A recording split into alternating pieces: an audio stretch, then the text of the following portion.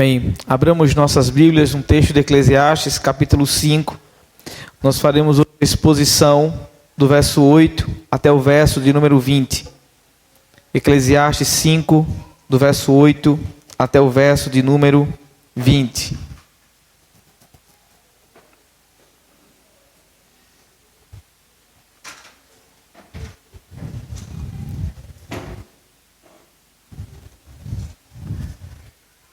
Todos acharam? Amém?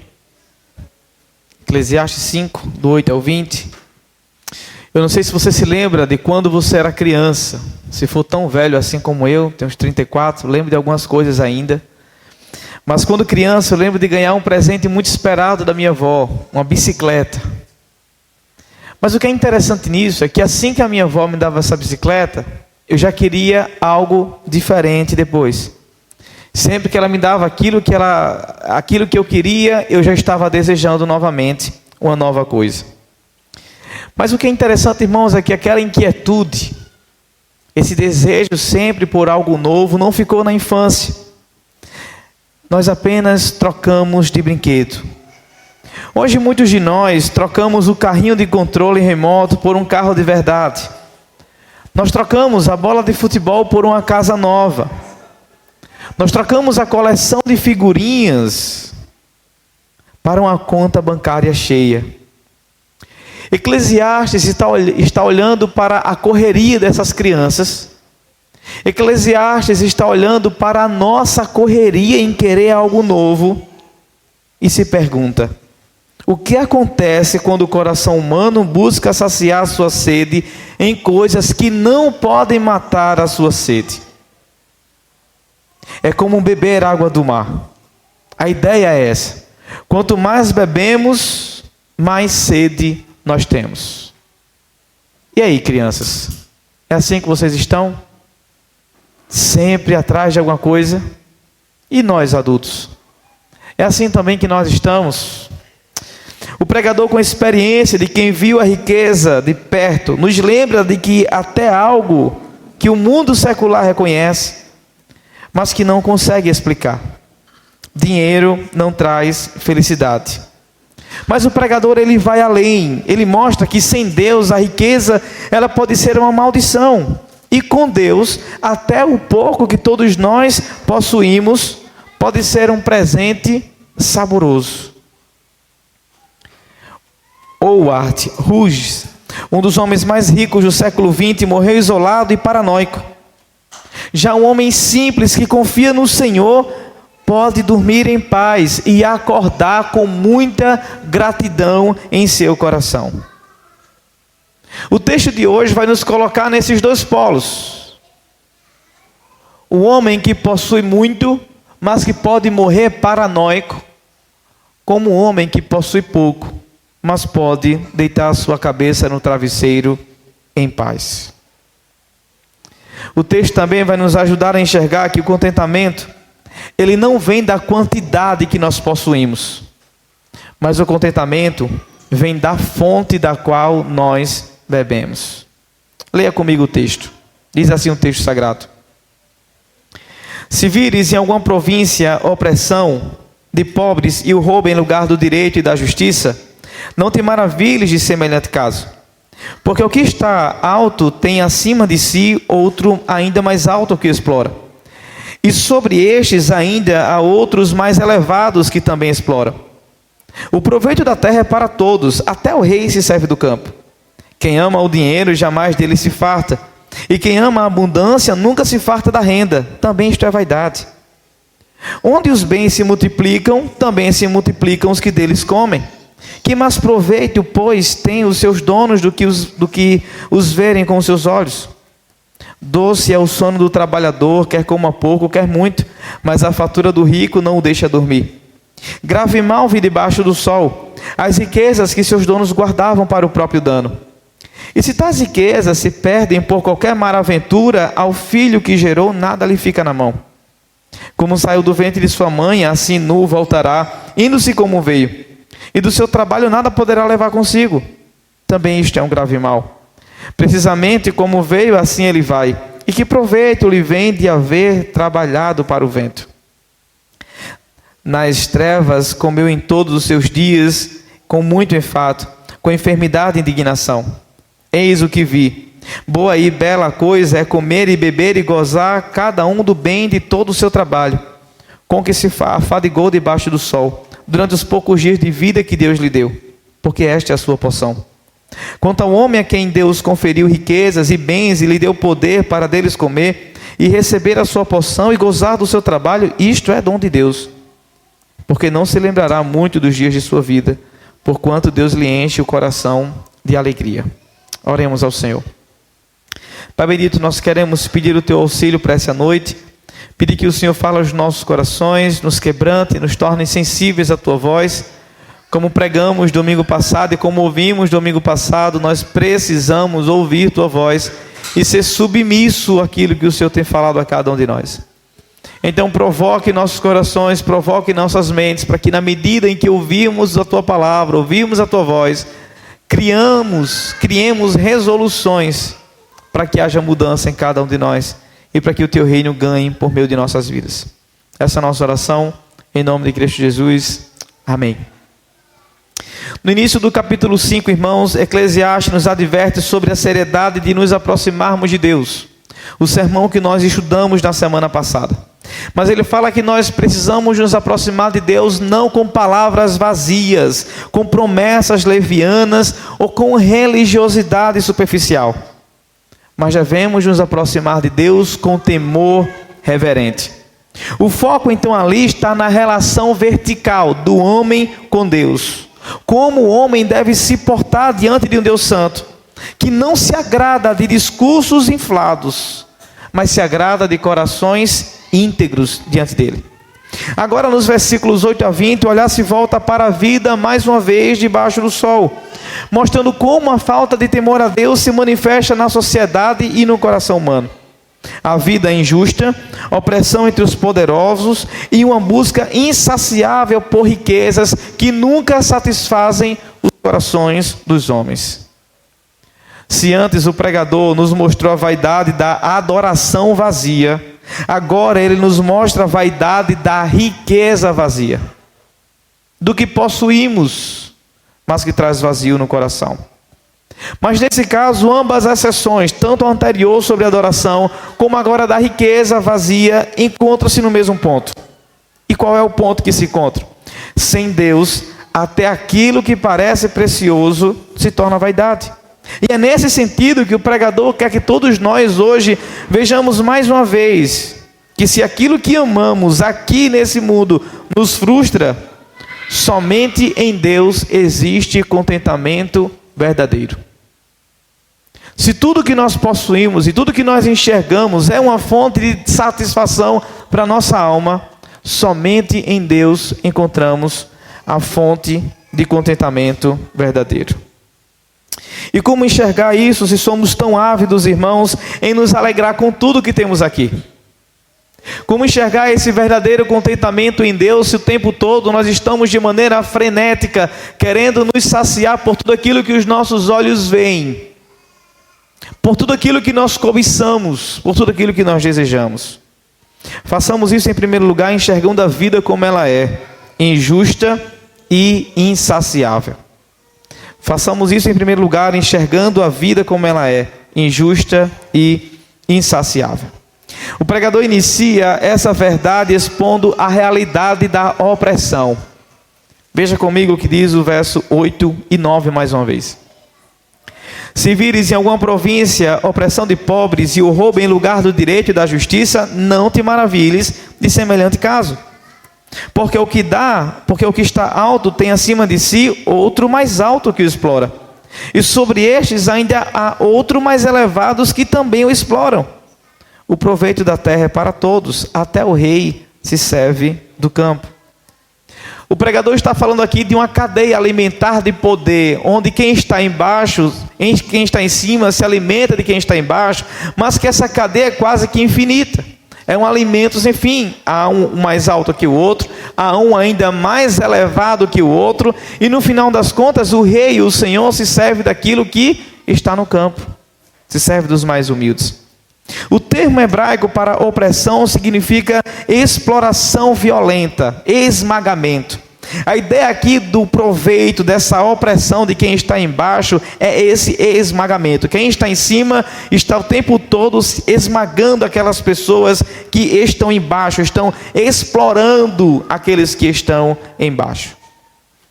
Esse termo é usado em Amós 4:1 para denunciar as elites de Samaria que esmagavam todos aqueles que eram necessitados de alguma coisa.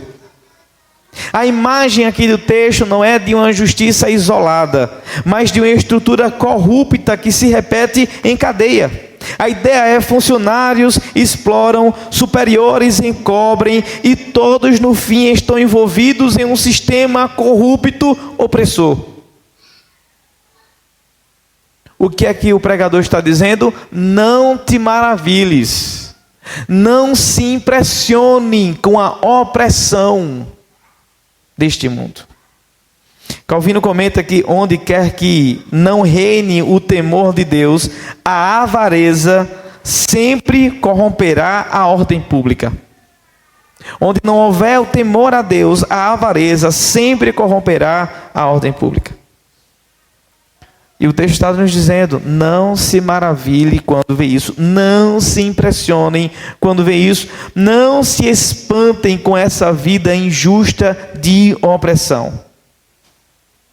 Porque no final das contas sempre haverá alguém maior pisando em alguém menor. E quem está acima deste que está pisando, irá defender aquele que está esmagando.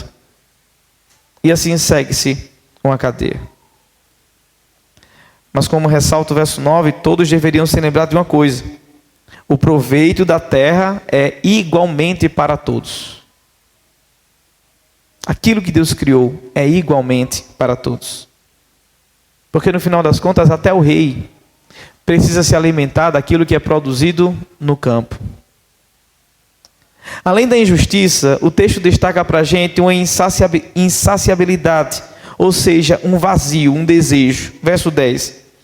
Ele diz: quem ama o dinheiro jamais dele se farta, e quem ama a abundância nunca se farta da renda. Também isto é vaidade. A palavra aqui usada para fartar significa ficar satisfeito, ficar saciado. E o contraste do que ele está dizendo aqui é totalmente poderoso. Enquanto Deus promete fartar a alma do justo em Salmo 107:9, quando diz: pois satisfaz a alma sedenta, o ídolo do dinheiro não entrega a satisfação. É o contraponto de Deus e Mamon. Enquanto Deus, no Salmo 107 diz: pois ele satisfaz a alma sedenta, o texto do pregador está dizendo que esse amor, esse apego ao dinheiro jamais pode nos satisfazer. Nunca entrega satisfação. O comentarista observa que o amor ao dinheiro não apenas deixa a alma vazia, mas aumenta ainda mais a fome por mais. É a mesma lógica que Paulo denuncia em 1 Timóteo 6, do 9 ao 10. O desejo de enriquecer leva à ruína, pois o coração nunca encontra repouso. Então o versículo 11 acrescenta um detalhe irônico nessa parte. Onde os bens se multiplicam, também se multiplicam os que deles comem. Que mais proveito, pois, têm os seus donos do que os verem com os seus olhos? A ideia é que a riqueza gera mais preocupações, a riqueza gera mais dependentes, a riqueza gera mais parasitas, que vão tentar querer ter o que você tem e querer ter proveito daquilo que você conquistou.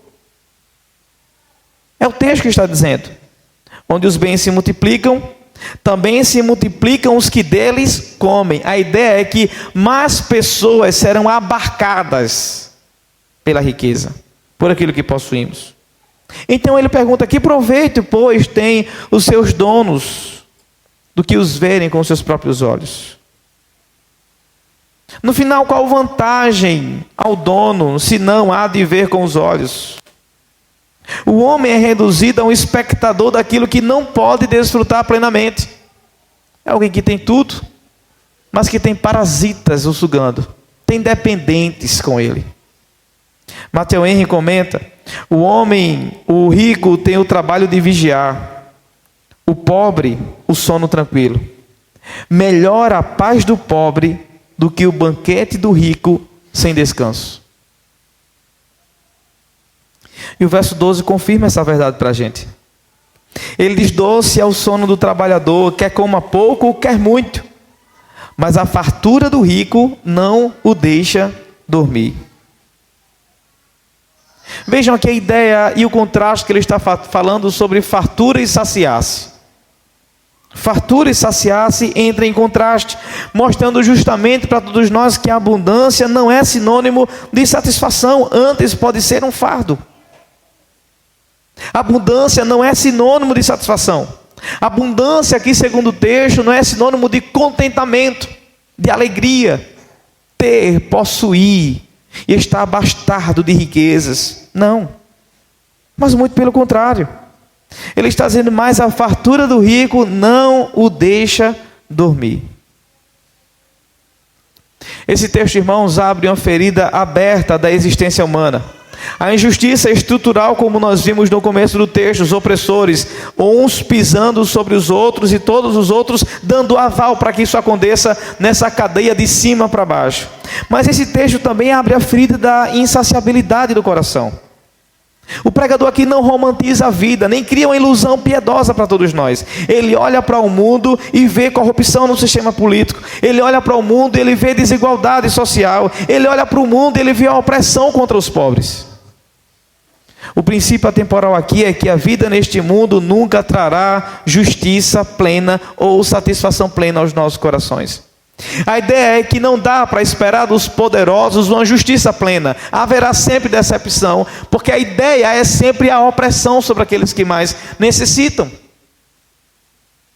E a segunda ideia, e que abre uma ferida no nosso coração, é justamente a desconstrução quanto à satisfação das nossas riquezas, das nossas conquistas, dos nossos bens.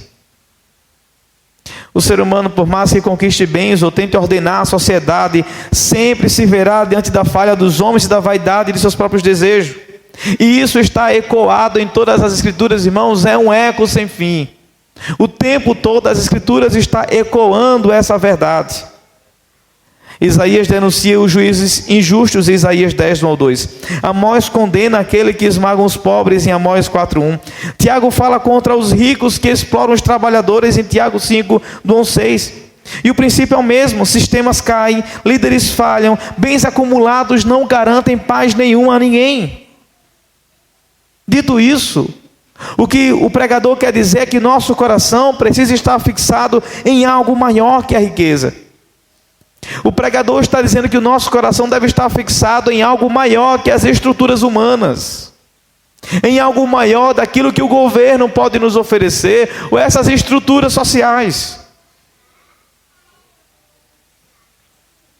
Mas aqui também nos deparamos com uma verdade atemporal formulada como um provérbio que ressoa profundamente em nossos corações. O pregador, com a sua sabedoria característica, nos lembra que, independentemente de quanto dinheiro se acumule, a busca por mais é sempre um poço sem fundo. A insatisfação financeira não é um problema de escassez, mas de desejo. É um poço sem fundo. Você bota o primeiro balde, tira a água, você coloca novamente. E se você não encontrar água, você cava o poço ainda mais fundo e vai procurando água. E por que tudo isso? Para trocar de presente, para trocar de brinquedo, para ter algo novo, para ter algo que desejamos. A história de John Rockefeller, um dos homens mais ricos que já existiram, ilustra isso perfeitamente. Quando questionado sobre o que seria suficiente para ele, ele respondeu: só um pouquinho mais. Um dos homens mais ricos da história, questionado sobre o que seria suficiente para ele, já possuindo tudo o que precisava, ele olha para a sua vida, olha para a sua conta bancária, olha para a abundância de tudo e diz: só um pouquinho mais. É só cavar mais um palmo. esse anseio por mais, essa afluência diagnosticada pela escritora O'Neill, é um relacionamento doentio com o dinheiro que aflige a muitos de nós. Mesmo quando somos gratos pelo que temos, a tentação de olhar para aquilo que nos falta e a cobiça sempre estão nos assaltando. Nem sempre o nosso trabalho e nem sempre o nosso empenho em querer ter mais dinheiro é próprio daquilo que as Escrituras nos ensinam. Na maioria das vezes é a tentação de olhar para aquilo que nos falta. E olhando para aquilo que nos falta, é olhando para aquilo que os outros têm e eu não possuo.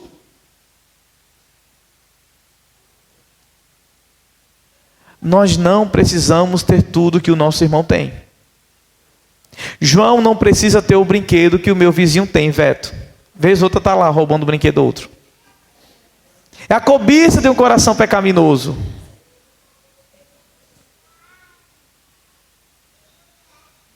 João desde pequeno aprendeu a cobiçar. Ele sobe no muro, olha para o vizinho da frente e começa a gritar: tio, tio. Aí o tio olha, ele faz o patinete.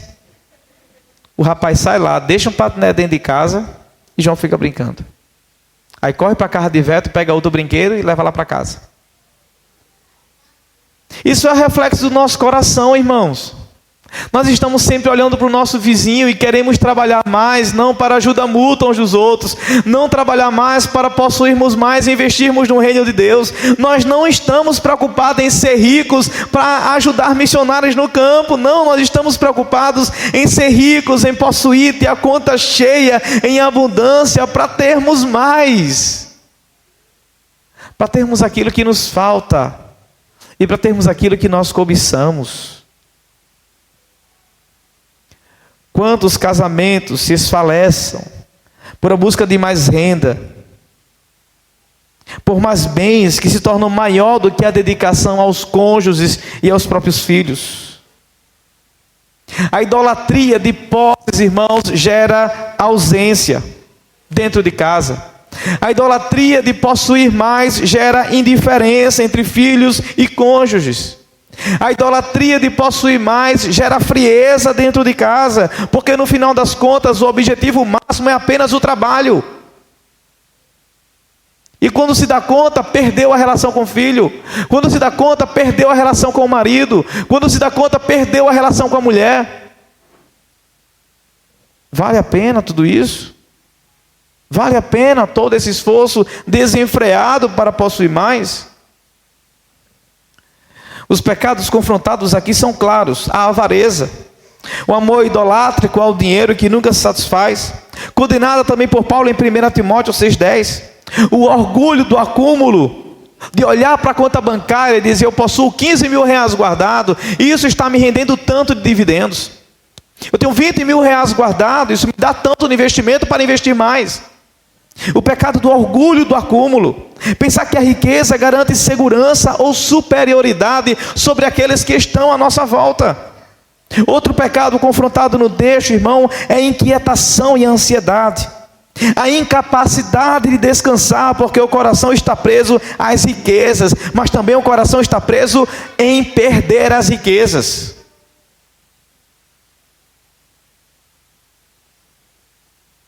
No final das contas, tudo que possuímos como riquezas e bens, só nos trazem vazio quando estes são fonte de contentamento. Quando esses estão em comparação ou em pé de igualdade para que tenhamos segurança e estabilidade.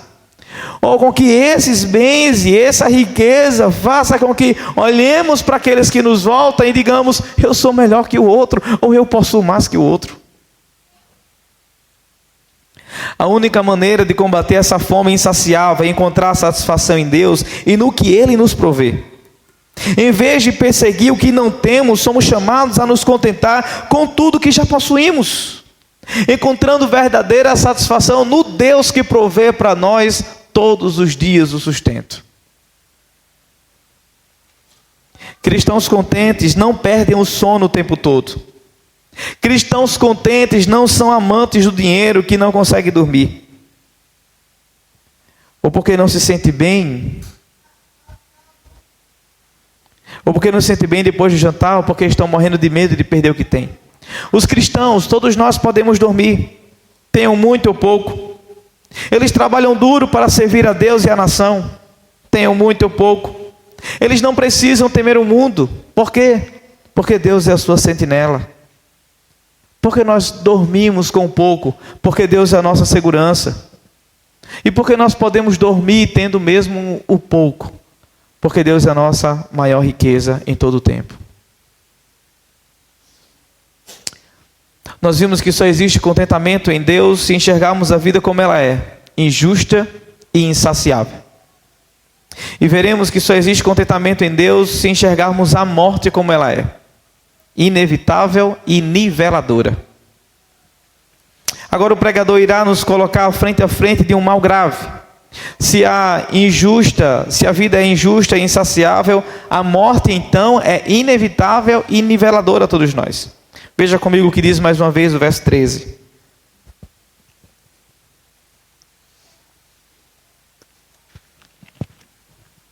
Grave mal vi debaixo do sol, as riquezas que seus donos guardam para o próprio dono. Esse termo grave mal poderia ser literalmente traduzido por doença maligna vi debaixo do sol. Grave doença vi debaixo do sol. Qual é a grave doença? Qual é a doença maligna que o pregador olha debaixo do sol e consegue enxergar e observar? As riquezas que os seus donos guardam para o seu próprio dono. Tem por trás aqui a raiz da cobiça. A cobiça é tratada como uma enfermidade que consome o homem. Ele guarda e ele possui para ter aquilo que falta, porque ele precisa ter aquilo que o outro tem. O exemplo deste verso está no verso 14, na imagem de alguém que ajuntou riquezas, mas perdeu no mau negócio. Veja comigo o que diz o verso 14. E se tais riquezas se perdem por qualquer má aventura, ao filho que gerou, nada lhe fica na mão. E o mesmo que tivesse preservado tudo, de nada adiantaria. Por quê? Verso 15. Como saiu do ventre de sua mãe, assim não voltará. Indo-se como veio, e do seu trabalho nada poderá levar consigo. Também isto é um grave mal, ou seja, uma doença maligna.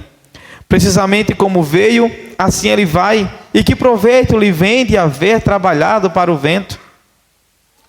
A expressão nu aqui, irmãos, voltará a enfatizar a crueldade, trazendo a ideia de que não há exceção, o retorno de todos é certo. É a mesma verdade exposta no texto de Jó, capítulo 1, 21. Nu saí do ventre da minha mãe e nu voltarei. Por isso não adianta o homem acumular riquezas, e sem um mau negócio ele perde todo o investimento, nada fica na mão do filho. E no final das contas, se ainda assim ele insiste em acumular a sua riqueza, guardar bens, o texto está dizendo para a gente algo interessante. Como saiu do ventre de sua mãe, assim nu voltará, indo-se como veio, e de todo o seu trabalho nada poderá levar consigo. Então no verso 16 ele fala grave doença, doença maligna. Também isto é um grave mal. Precisamente como veio, assim ele vai. A morte aqui, irmãos, é niveladora porque não distingue ricos e pobres. Em Salmos 49, 16 a 17, nós lemos: não temas quando alguém se enriquecer, pois em morrendo nada levará consigo. Esse retrato desmascara uma das maiores ilusões humanas, a de que podemos controlar nosso destino por meio das nossas riquezas. A de que podemos ter segurança e estabilidade por meio das nossas riquezas. A de que estamos construindo um futuro por meio das nossas riquezas. Mas como é que a morte se comporta diante desse pensamento patético da nossa parte? A morte ri de toda a nossa pretensão. Tudo aquilo que pretendemos com a construção de um patrimônio faz com que a morte olhe para cada um de nós e dê uma bela gaitada, nos chamando de patéticos, de tolos, e dizendo: vocês não vão levar absolutamente nada. Ela chega como visita inesperada, e arranca das mãos tudo que o homem acumulou. Tudo. Quando menos espera, ela arranca tudo. A ironia é a seguinte: o homem gastou a vida enchendo as mãos, mas na hora final, ele sai com as mãos abanando. Ele sai de mãos vazias. Por quê? A morte é inevitável. E ela nivela a todos ao mesmo patamar, ricos e pobres. Homens que dormem em paz e homens que sentem fadiga pela riqueza ou pelo desejo de possuir mais. A consequência dessa busca frustrada é descrita de forma sombria no verso 17. Ele diz: nas trevas comeu em todos os seus dias com muito enfado, com enfermidade e indignação. O pregador ainda está falando deste homem que possuiu riqueza para o seu próprio mal. O pregador ainda está falando desse homem que investiu em alguma coisa errada e o seu filho não teve nada. O pregador ainda está falando deste homem que ele está dizendo que veio nu e vai voltar nu. Ele está dizendo: nas trevas, este homem comeu em todos os seus dias, com muito enfado, com enfermidades e indignação. A imagem que nós temos, que o pregador está dizendo aqui, a exemplo, é de um homem consumido pela própria cobiça. E em toda a sua cobiça, o seu grande banquete é a solidão. Em toda a sua cobiça, o seu grande banquete é a ansiedade, é a amargura.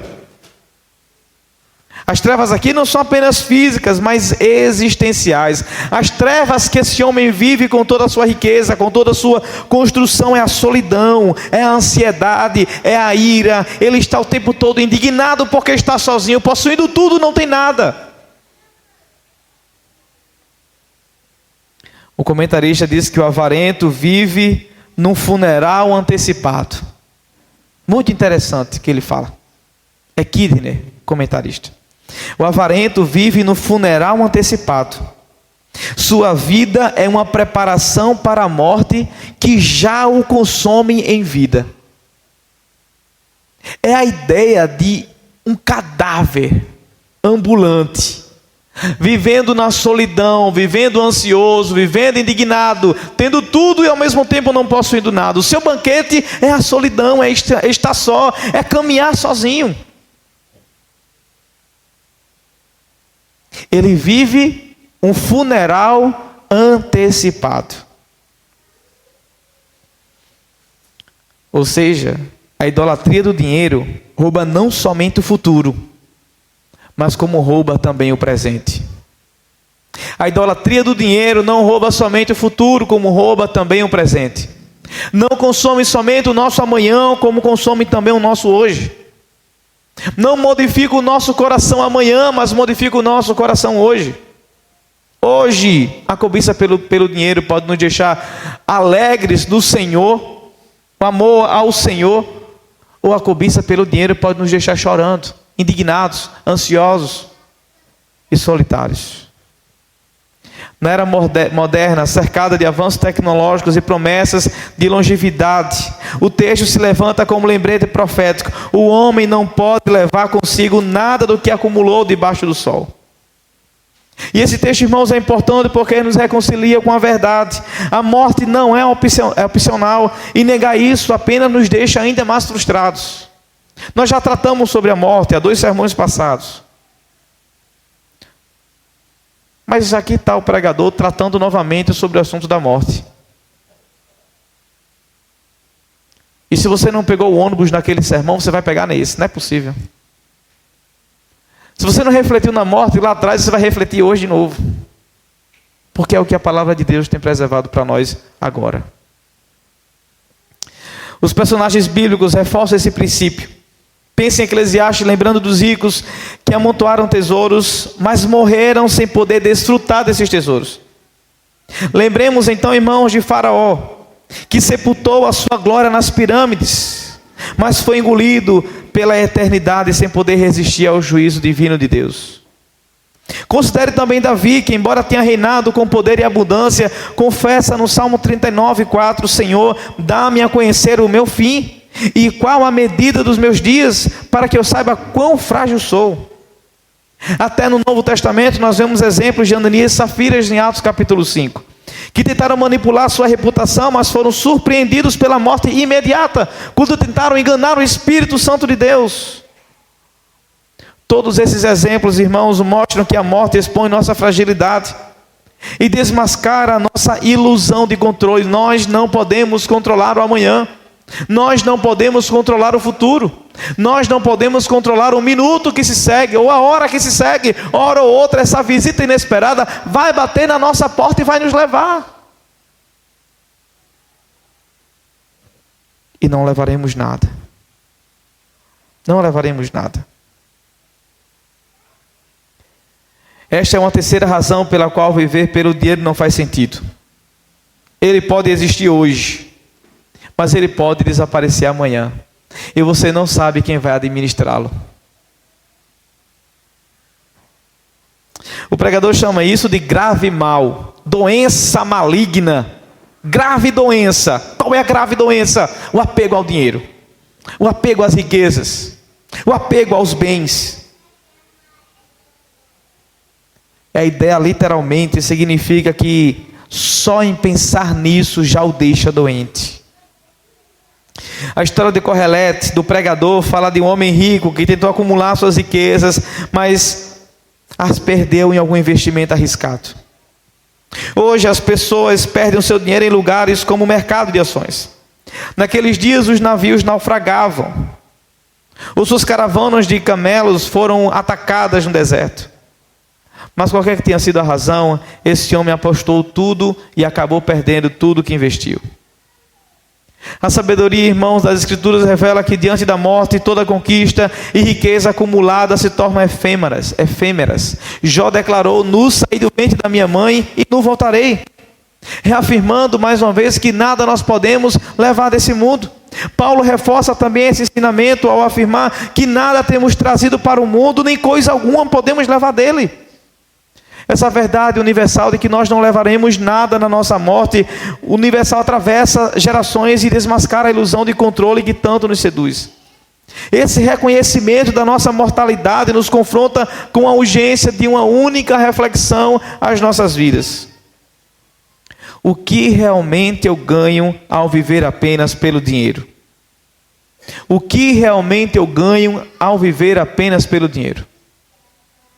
E essa é uma pergunta central aos nossos corações: o que realmente eu ganho ao viver apenas pelo dinheiro? Porque na maioria das vezes, a maioria das pessoas estão vivendo apenas em torno disso, apenas em ter dinheiro, pagar as contas e manter as coisas em dia. Perderam o propósito da vida, perderam o propósito da missão, perderam o propósito pelo qual Deus nos criou, perderam o propósito da expansão do reino de Deus, da expansão da missão. E a sua missão é apenas encher o bolso, é apenas ganhar mais, é apenas ser mais abundante.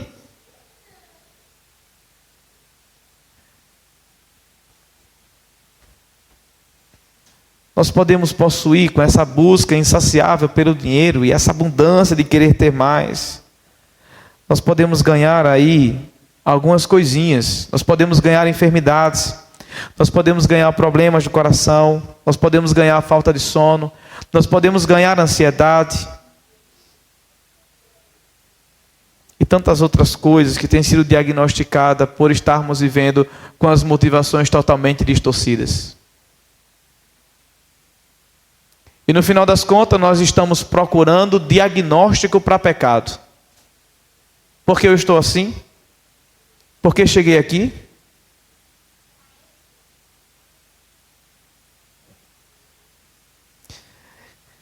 Quem então continuará o seu legado, moço? Quem continuará o seu legado, moça?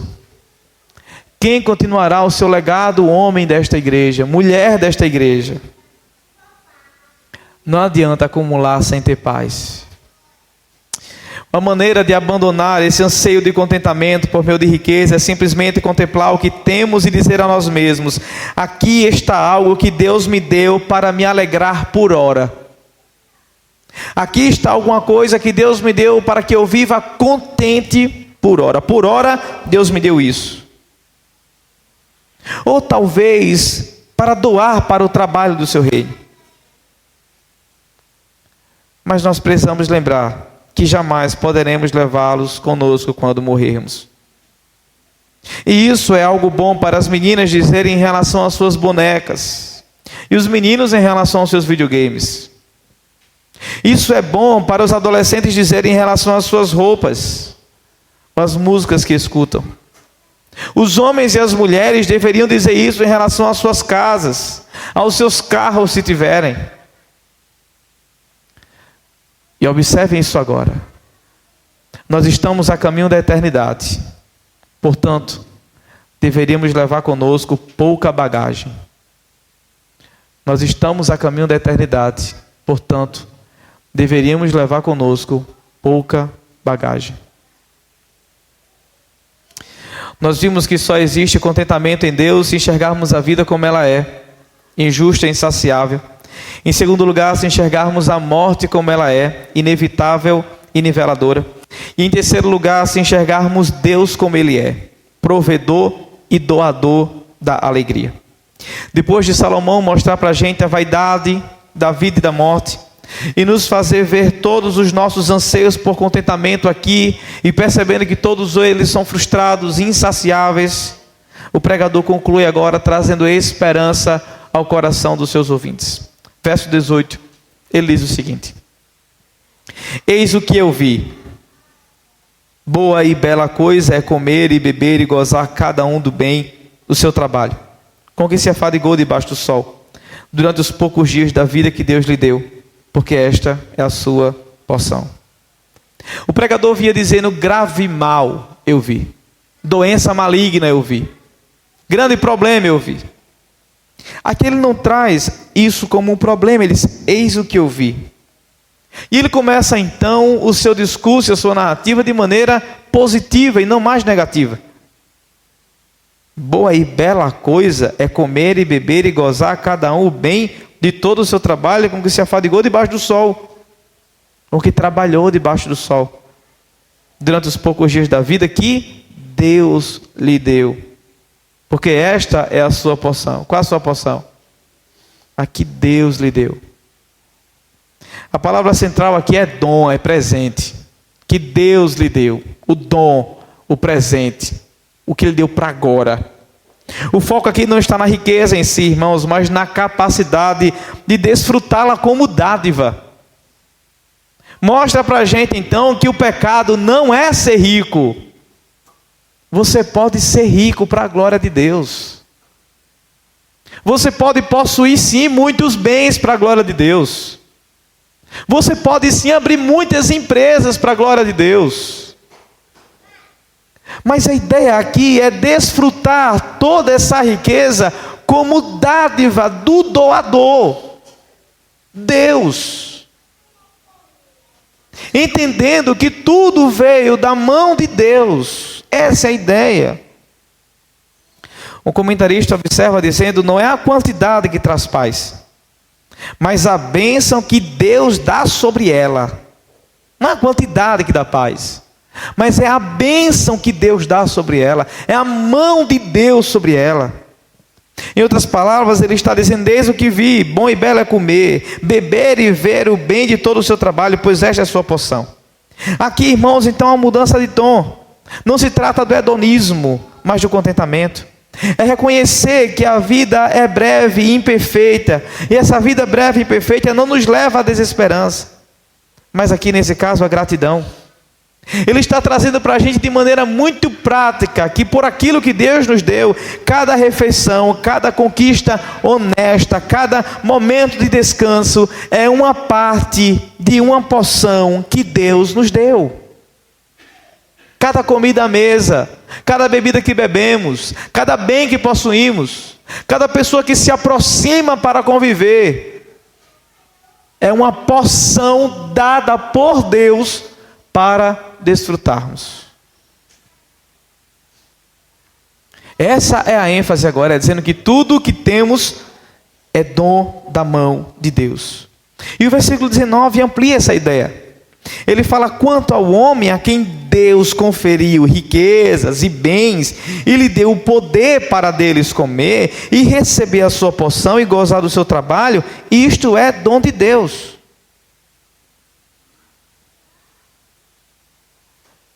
Ele está dizendo que Deus não apenas dá riqueza e bens. E veja que o texto está dizendo que Deus dá riquezas e bens. Não é pecado riquezas e bens. Esse sermão não é contra riquezas e bens, não é tratando isso como um pecado, é tratando o nosso coração quanto àquilo que possuímos. Ele está dizendo para nós no verso 19 que Deus não apenas dá riquezas e bens, Ele dá para que nós pudéssemos comer, para que nós pudéssemos tomar essa porção que Ele entrega em nossas mãos por hora, mas alegrar-se no seu trabalho.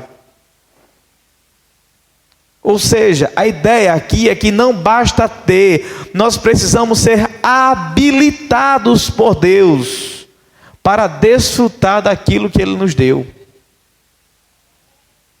É possuir, é ter aquilo que Ele nos entregou, mas ser habilitado por Ele mesmo para desfrutarmos da riqueza que Ele nos entregou. É como se Deus ligasse um botão e dizendo: agora você pode desfrutar do que eu lhe dei. Quem é que não sabe disso? Quem é que não consegue viver dessa maneira? O ímpio. O ímpio olha para as suas riquezas e não consegue desfrutá-las plenamente. O ímpio olha para os seus bens e tudo o que possui e não sabem o que fazer com eles. Mas aqueles que foram nascidos de novo em Cristo Jesus sabem o que fazer. Eles sabem o que fazer. Eles foram habilitados por Deus para desfrutar de todos os bens e riquezas que possuem.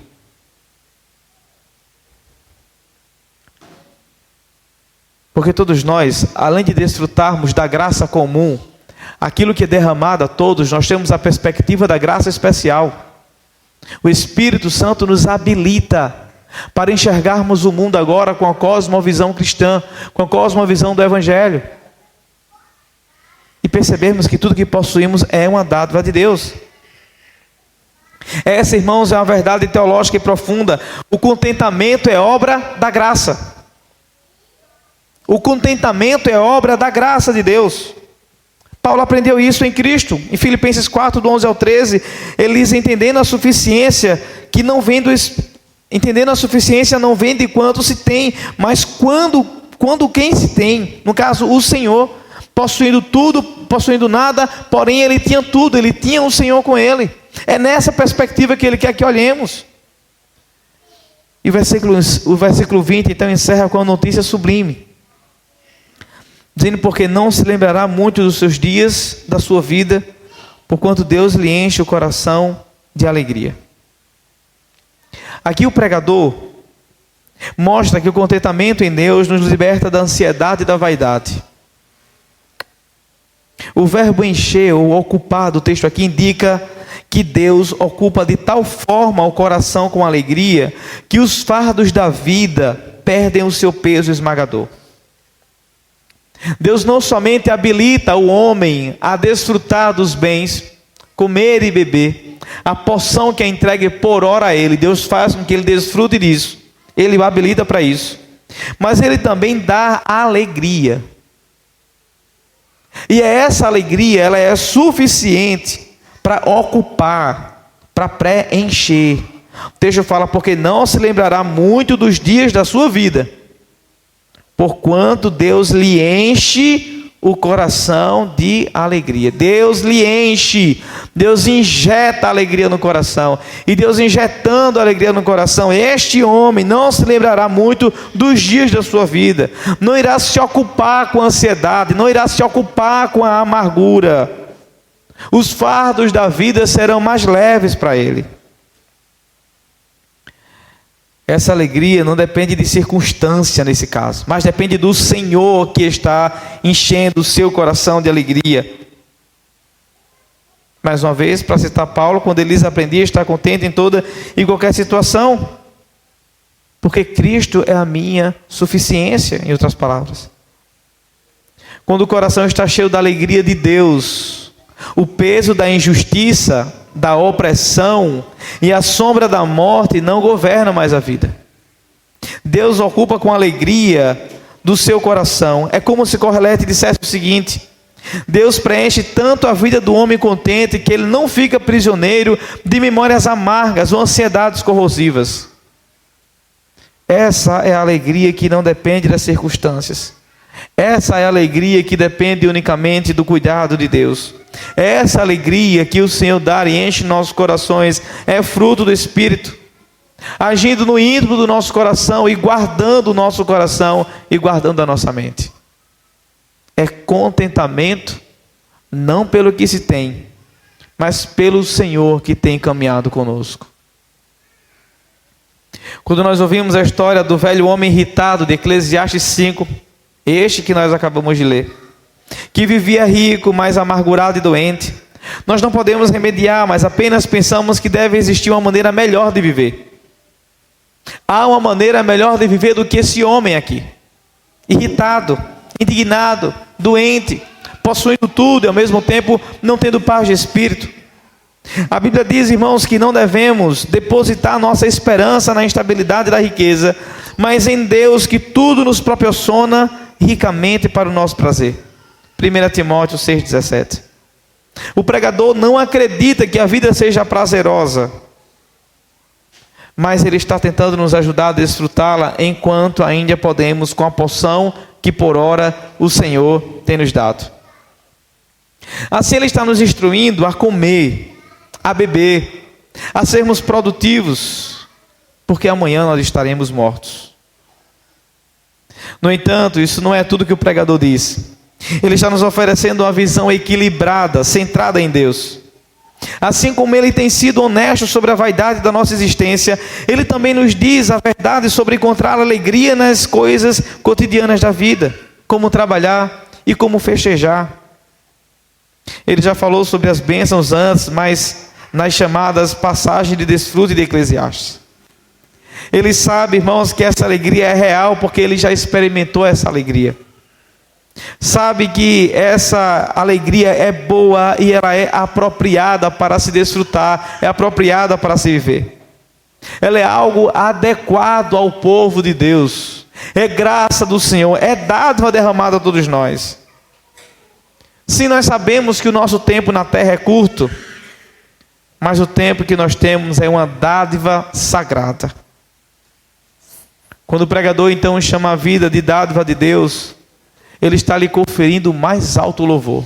A vida é dádiva de Deus, dada para ser vivida com cada porção que por ele é dado por hora. Cada porção. E cada porção dada a Deus por hora deve ser desfrutada com alegria.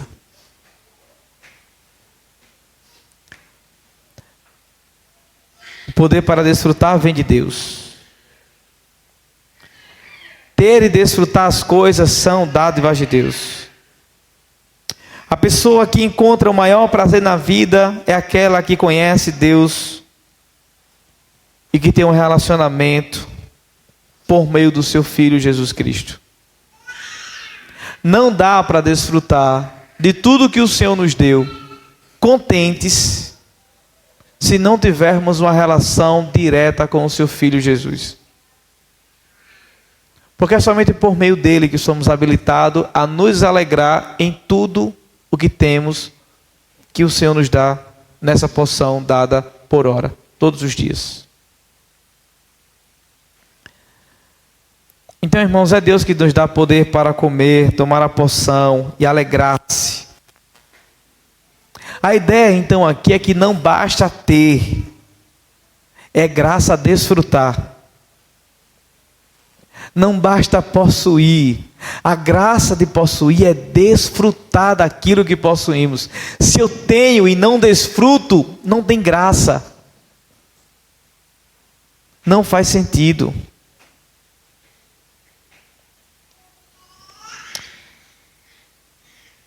E o que é que Deus faz? Deus enche o nosso coração de alegria, de tal modo que as memórias amargas não nos governam. Nesse caso, a alegria que o Senhor enxerta em nossos corações é justamente o maior antídoto para a vaidade, para a amargura e para o sentimento de injustiça que muitas vezes nós sentimos. O que é que nós devemos fazer então diante disso? Exercermos ações de graças em tudo e criarmos uma regra para a nossa vida: dar, descansar e celebrar. Sobre tudo que o Senhor nos deu, nós devemos dar, descansar e celebrar. Para fim de exemplo, lembremos de Cristo e da sua obra, o que Ele disse que Ele era. Cristo era o pão da vida. Cristo era o vinho novo da nova aliança. Cristo veio comendo e bebendo, alegria encarnada e santa. Cristo desfrutou de todas as porções que o seu Pai lhe deu. Seja com as amizades, seja à mesa com pecadores, seja com o alimento, seja com a vida. Não são poucas as vezes que Jesus é acusado de desfrutar da vida à mesa com pecadores. E por que então nós somos os únicos que resistimos a fazer isso? Percebe? A coisa não está andando bem. Se Cristo desfrutava de tudo, por que nós então resistimos? Procuremos então, irmãos, viver da maneira correta com cada porção que Deus nos dá a cada dia. No início, eu compartilhei como aquela experiência pessoal me fez encarar a vida em sua crueldade e perceber como nós somos tentados a buscar satisfação em coisas que não podem preencher o coração. Essa lembrança, irmãos, ecoa com voz de Eclesiastes, dizendo: a vida é injusta e insaciável. A morte é inevitável e niveladora. Mas Deus é o único que concede alegria verdadeira. Agora, olhando para trás, nós vemos cada ponto do sermão nos conduzindo a essa realidade. Não encontramos esperança em sistemas injustos. Não encontramos esperança no acúmulo de bens. Não conseguimos escapar do fato de que a morte baterá na nossa porta e espera a todos. O que nos resta então? Nos resta, irmãos, voltar os olhos para o Senhor da vida, aquele que acima do sol governa sobre todas as coisas e que em sua graça nos dá aquilo que jamais poderíamos conquistar por esforço próprio: contentamento, alegria e descanso por meio do seu Filho Jesus. E aqui está o clímax. Toda essa esperança não é apenas uma ideia bonita, mas uma realidade inaugurada justamente em Cristo Jesus. O que está sendo pregado nessa noite não é mentira, não é história de carochinha, é a própria palavra de Deus nos exortando e trazendo a reflexão ao nosso coração para que façamos isso com seriedade. Esse Cristo Jesus assumiu a maior injustiça da história, morrendo como um justo pelos injustos. Ele entrou na morte, mas não permaneceu nela. Por meio da sua ressurreição, garantiu a cada um de nós a vida eterna.